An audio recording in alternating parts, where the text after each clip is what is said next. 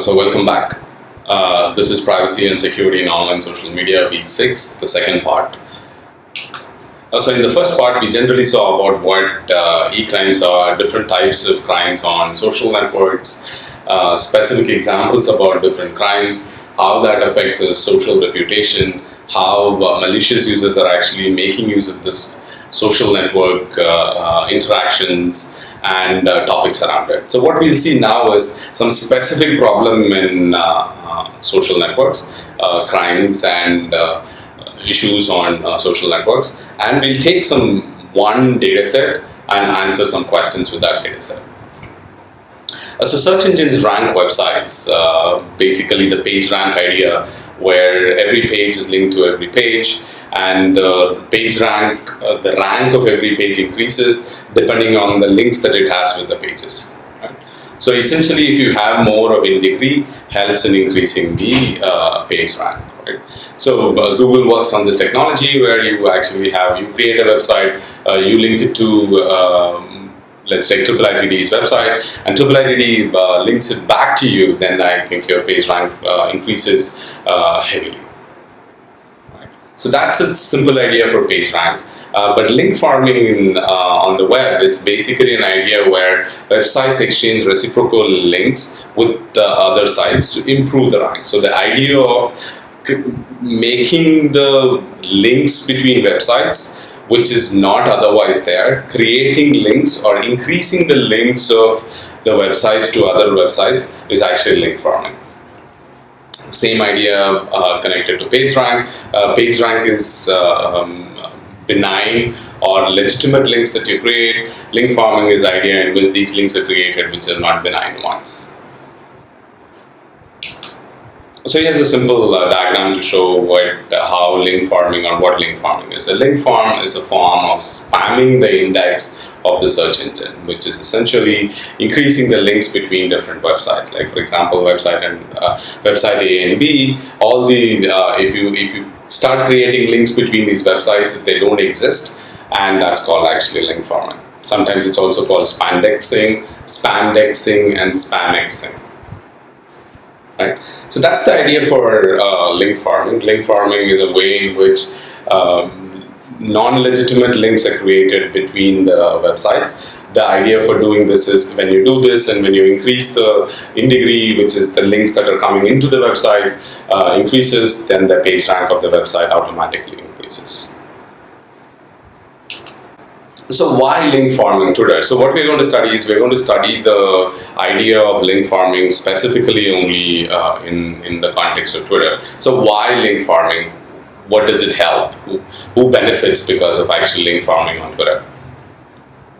So essentially Twitter, given its nature, given the amount of data that is getting generated on Twitter, it's basically a web within the web. Right? If you want to go and look at the outbreaking news, Twitter is the place to start with. It has large amount of data and real-time news. There are multiple research done to show that Twitter is where news breaks. Right? If you want to look at the latest in now Rio 2016, Twitter is probably the best place to look at. And people start searching for a topic in Twitter actually. Meaning Twitter definitely is a microblogging website where people push content, but if you look at the pattern in which Twitter is being used, it's also being used for search for a topic, like search into Google. So when you search for a topic in Twitter, the way that the results are presented depends on many factors, right?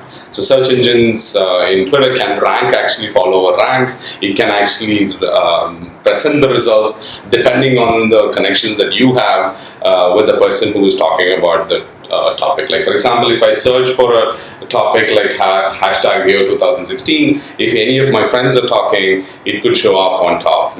It could show up on the number of followers that people have. If it's a verified account, it should show up on top.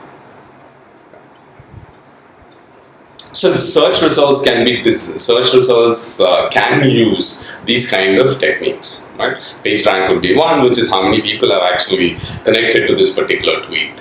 Who are the users who are connected to this particular tweet? All of this information can be used to actually decide on presenting the search results. And of course, the way that the search results are presented is actually going to bias the users to go to. If Twitter is showing you the results on top 5, there's more likely that you're going to actually go look at those particular tweets.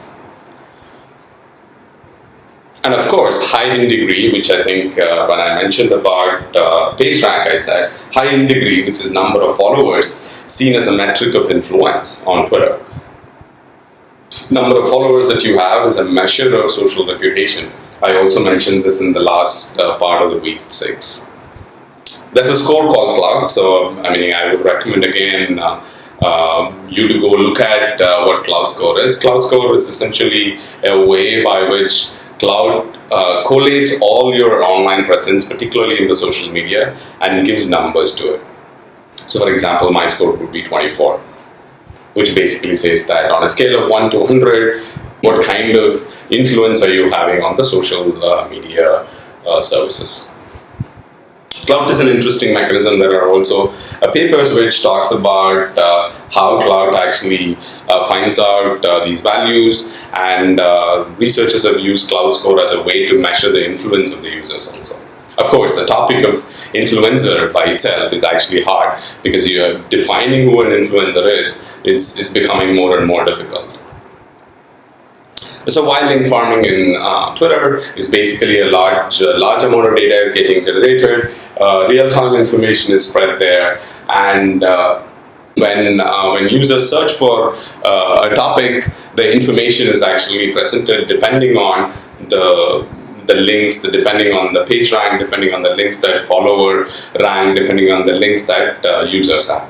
And in particular, link farming in Twitter is basically spammers follow other users and attempt to get them to follow back also. Essentially, how do they increase the in degree? The in degree is increased. If I am a spammer, I start following thousands and thousands of people, and there's a probability that you will actually, the people that I'm trying to follow now will actually follow me back. And again, there's multiple researchers, people who have shown how big the reciprocity can be. There's a high probability that if I follow you, you will follow me back. And with that effect, the link farming actually increases,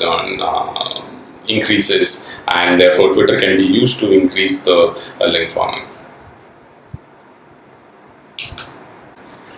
So here's a slide to show the differences and similarities of link farming in web and Twitter. So in the web, increasing my page rank, increasing my in degree increases my probability of showing up in the search results. In the Twitter space, increasing the in degree actually increases again similarly to show up my tweets on the search results. In the web, spammers actually use link farming. In Twitter, spammers do actually link farming, but it is also done by legitimate and popular users. I think that's the whole idea, right? Where you actually increase the in degree by making your number of followers high, and therefore you can actually your content can actually be presented to a large set of users. And of course, in the context of Twitter, in the context of web, it is not necessarily that if I link to your website, you're probably going to link back to my website. The hyperlinks are not created in that way. Whereas in the context of Twitter, there's a high probability that, let's take if I actually follow one of the students who are taking this class, there's a high probability that the student is going to follow me back again. And the same way, if I follow a professor and the professor, probably there's a high probability that the professor will follow me back. I thought I'll walk you through some literature in the context of spam in Twitter, which is in this case, I think I'm going to talk about 2 or 3 research results just to tell you the context of where link farming is going to be kept, which is spam in the broader sense. So 5 campaigns. So here is a paper which is titled "Suspended Accounts in Retrospect: An Analysis of Twitter Spam." So 5 spam campaigns controlling 145,000 accounts combined are able to persist for months at a time. Right. So here's a zoom-in version of the abstract, which reads as: we identify over 1.1 million accounts suspended by Twitter for disruptive activities over the course of 7 months. In the process, we collect a data set of 1.8 million tweets, and 80 million of which belong to spam accounts. So the problem with in terms of the spam is that it is not only that it's high in these social networks, but they also stay for longer. Right, so here it is 7 spam campaigns controlling 145,000 accounts, and they persist for multiple months. And another part of the abstract reads is our results show that 77% of spam accounts identified by Twitter are suspended within a day of their first tweet.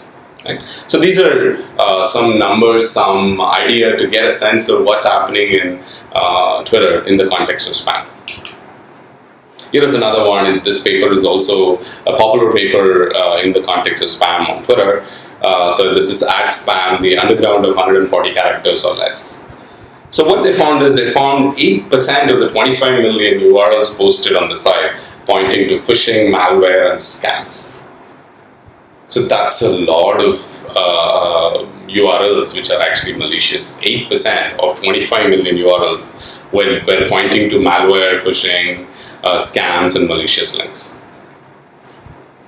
And they also found that the click rate is actually higher. So they say that we find that Twitter is a highly successful platform for coercing users to visit spam pages with a click-through rate of 0.13% compared to much lower rates previously reported for email spam. So the idea is that if you get an email which says that please click on this link for buying a product with 10% discount, there's low probability of you clicking on this link in the email. Whereas if the same post is coming from somebody whom you are following on Twitter, there's a high probability that you're going to actually check this out.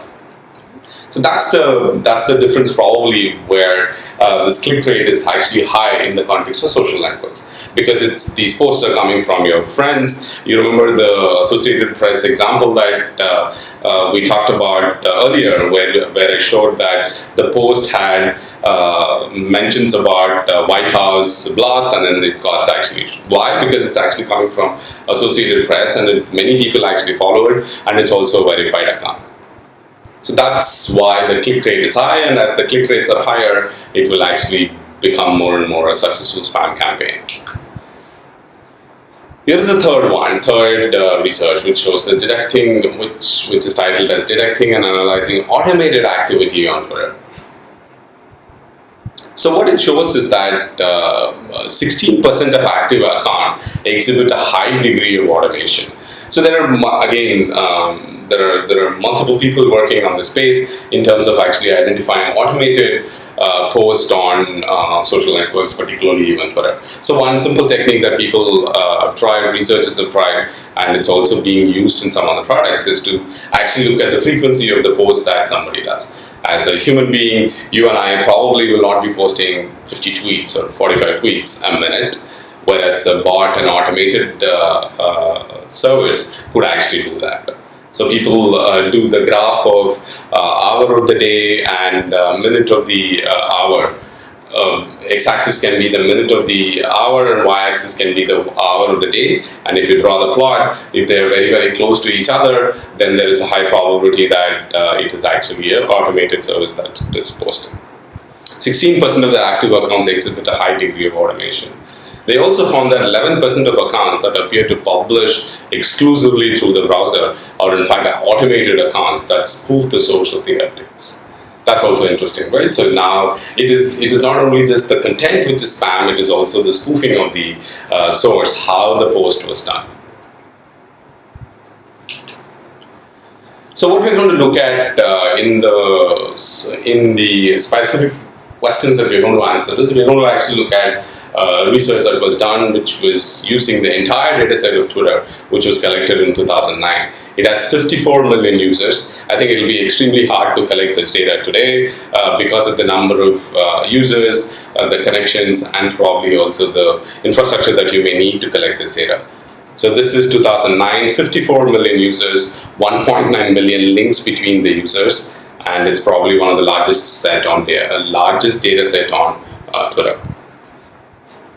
So how the definition of the follower and followings is used in this context is, so A and B, if there's a link between A and B and going from B to A, the error mark is towards that, then A is B's following and B is A's follower.